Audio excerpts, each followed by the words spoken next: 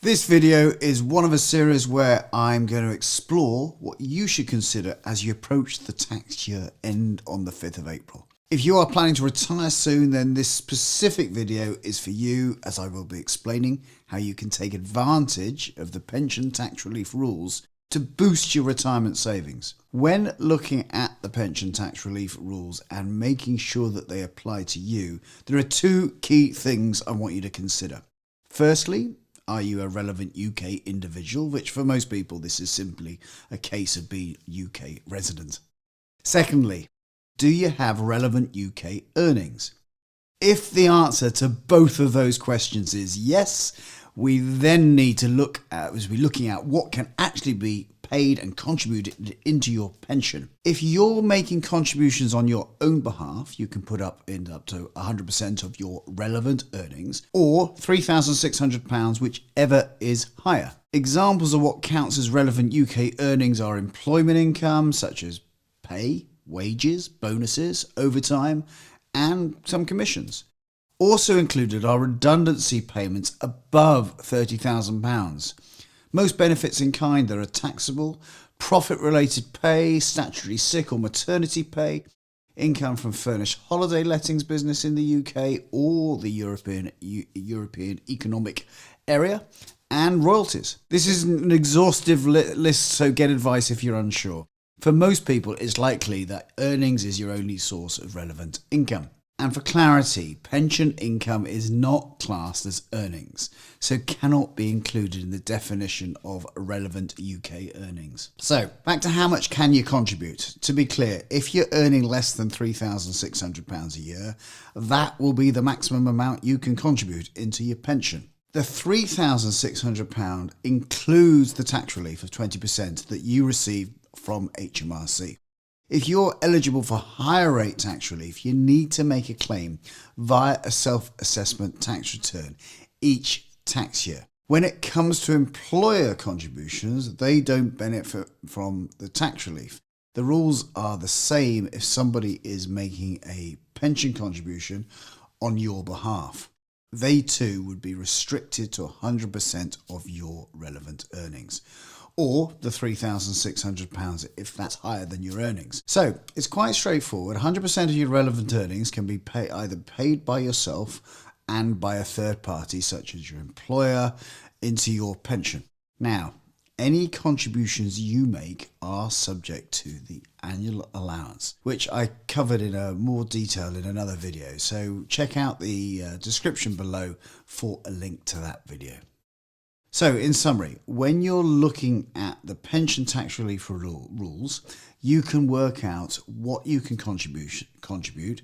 Then, separately, you have to look at the annual allowance rules to see whether there are any limits on your contributions or whether there will be a charge. So, what does this mean for you if you're nearing retirement? Well, questions that you should ask yourself are: have you had a taxable redundancy payment?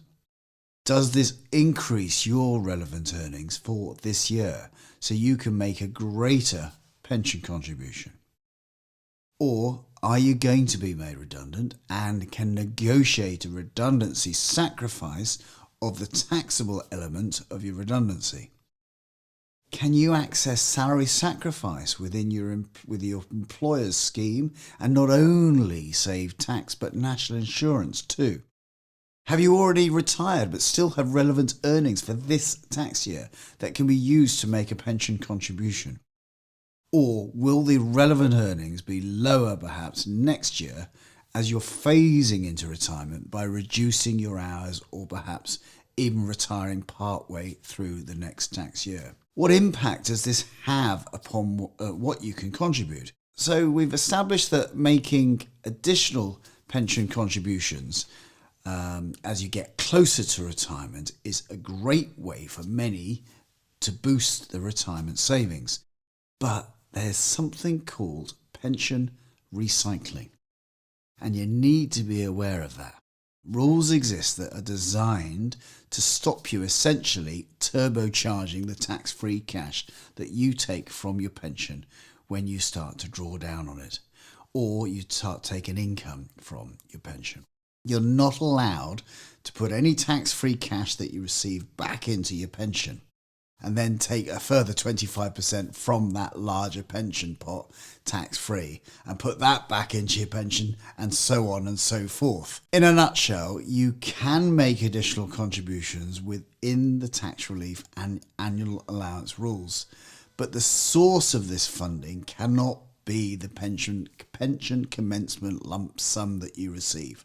That's the tax-free cash. As we approach tax year end, and if you're retiring soon, it is the perfect opportunity to consider additional pension contributions and look at all the opportunities available.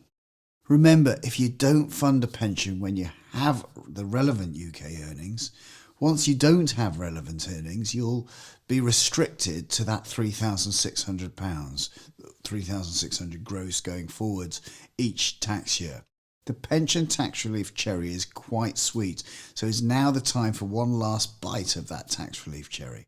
Thanks for checking out my YouTube channel. I'm Justin King. I'm a chartered and certified financial planner. And my aim is to help people live successful lives. That often involves understanding your money. I hope you've enjoyed this video. If you have, please press the like button and subscribe so you can be notified of when I put out new videos. Once again, thanks for spending the time watching my channel, and for now, I'm Justin King, helping you live your best life.